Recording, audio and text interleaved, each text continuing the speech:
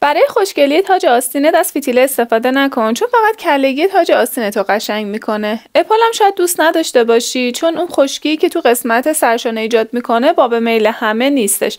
توی این آموزش راهکاری براتون در نظر گرفتم که ضمن این که این قسمت رو خوش ایست میکنه، یه زیرساز سبک برای قسمت سرشانه هم هستش. کافیه ویدیو رو لایک بکنی، کانال ما رو سابسکرایب بکنی و بری آموزش رو ببینی. راستی انتهای ویدیو نحوه اندازه‌گیری محدوده کارور از سرشانه رو خدمتتون آموزش دادم. خب بچه‌ها ببینید این زیرساز یه نمد هستش که راحت میتونید از خرازی‌ها تهیهش بکنید. اینجا یه مستطیل ما داریم که پهنای این 5 سانتی متره. از اینجا، از این خطی که اینجا میبینید تا این سر به اندازه از سرشانه تا کارور جلو هستش که میتونید روی حالا لباسی که دوخت زدید اندازه بگیرید و از این نقطه تا اینجا به اندازه از سرشانه تا کارور پشت هستش که در واقع روی لبه حلقه بدنه میتونید خیلی راحت این رو اندازه بگیرید. بعد از اینکه این محدوده مشخص شد، از اینجا به اندازه حدود 9 سانتی متر میریم بالا و از اینجا 8 سانت به سمت چپ، 8 سانت به سمت راست و این حالت نیم دایره رو اینجا طراحی میکنیم. حالا این رو بریم برای دوخت زدن آماده بشیم. خب ببینید بچه‌ها، نمد رو در آوردیم، آستین رو به داخل حلقه بدن جا انداختیم و الان باید این رو به این شکل داخل حلقه جا بندازیم. این قسمت در واقع جایی بود که ما علامت زده بودیم، از اینجا به اندازه کارور جلو بود، از اینجا به اندازه در واقع از سرشانه تا کارور جلو، از سرشانه تا کارور پشت. خب حالا این رو میذارم دقیقاً روی سرشانه و سوزن میزنم.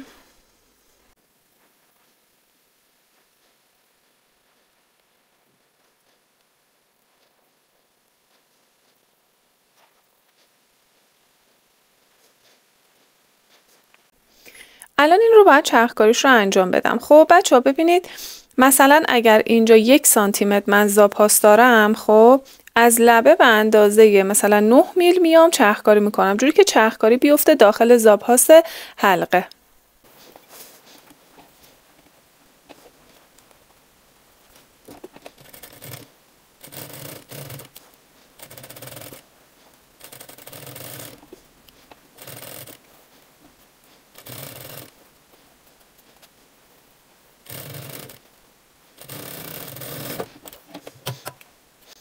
حالا این رو برمیگردونم به سمت بالا بچه ها، به این شکل، و این اضافه درز به سمت همین اضافه نمده. این رو برمیگردونم روی این. سوزنتون رو حتما سوزن شماره 16 بکنید و روی این رو یه چرخکاری انجام میدیم.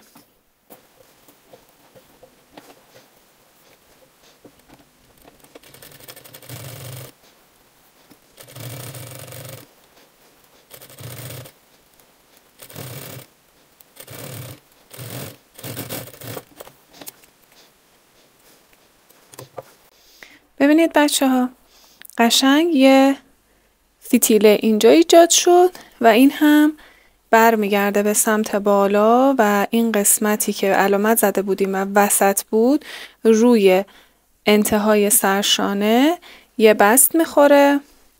نیازی نیست چرخکاریش بخواین انجام بدیم، به زاپاس سرشانه‌تون یه بست میخوره به این شکل و آستین شما زیرسازش آماده میشه و تموم زاپاس ها رو برمیگردونید به سمت آستینتون